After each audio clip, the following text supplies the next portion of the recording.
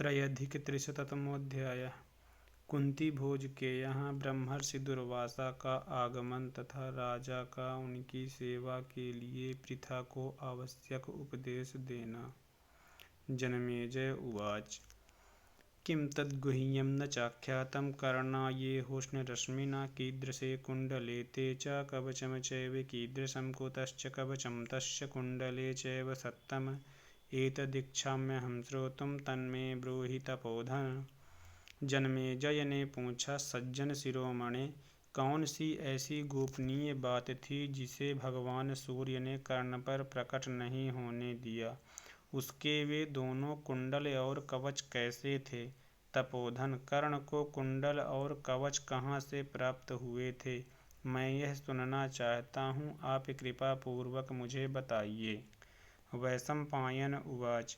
अयं राजन् ब्रवीम्येतत्तस्य गुह्यं विभावसोः यादृशे कुण्डले ते च कवचं चैव यादृशम्। वैशंपायन जी ने कहा, राजन, सूर्य देव की दृष्टि में जो गोपनीय रहस्य था उसे बताता हूँ। इसके साथ कर्ण के कुंडल और कवच कैसे थे यह भी बता रहा हूँ। कुंती भोजम पुरा राजन ब्राह्मणः पर्युपस्थितः तिग्मतेजा महाप्रांशुः श्मश्रुदंड जटाधरः। राजन, प्राचीन काल की बात है। राजा कुंती भोज के दरबार में अत्यंत ऊंचे कद के एक प्रचंड तेजस्वी ब्राह्मण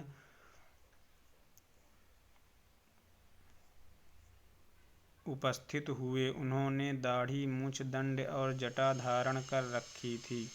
दर्शनीयो नवद्यांगस्तेजसा प्रज्वलन्निव मधुपिंगो मधुर्वाक तपः स्वाध्याय भूषण।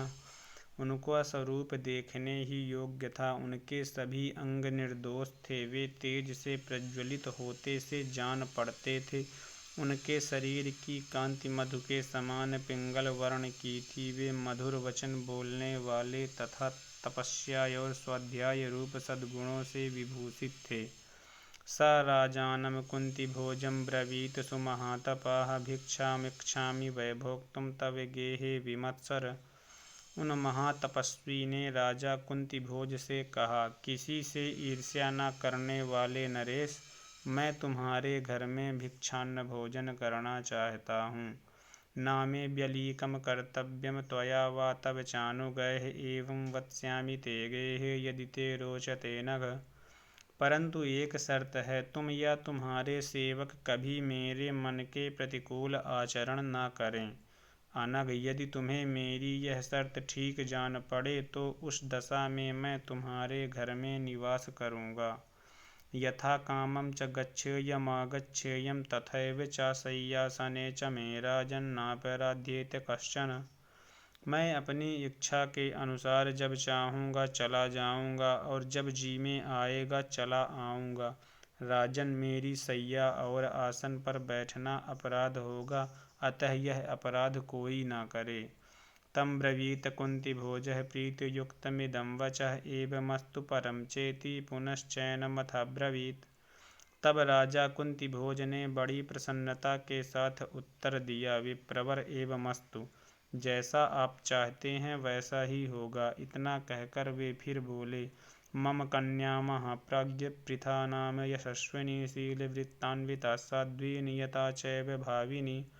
महाप्राज्ञ, मेरे पृथा नाम की एक यशस्विनी कन्या है जो शील और सदाचार से संपन्न, साध्वी, संयम नियम से रहने वाली और विचारशील है। उपस्थास्यति सा त्वां वै पूजयानवमन्य च तस्याश्च शीलवृत्तेन तुष्टिं समुपयास्यसि। वह सदा आपकी सेवा पूजा के लिए उपस्थित रहेगी। उसके द्वारा आपका अपमान कभी न होगा। मेरा विश्वास है कि उसके शील और सदाचार से आप संतुष्ट होंगे। एवमुक्त्वा तु तं विप्रमभिपूज्य यथाविधि उवाच कन्यामभ्येत्य पृथां प्रतुललोचनाम्। ऐसा कहकर उन ब्राह्मण देवता की विधि पूर्वक पूजा करके राजा ने अपनी विशाल नेत्रों वाली कन्या पृथा के पास जाकर कहा,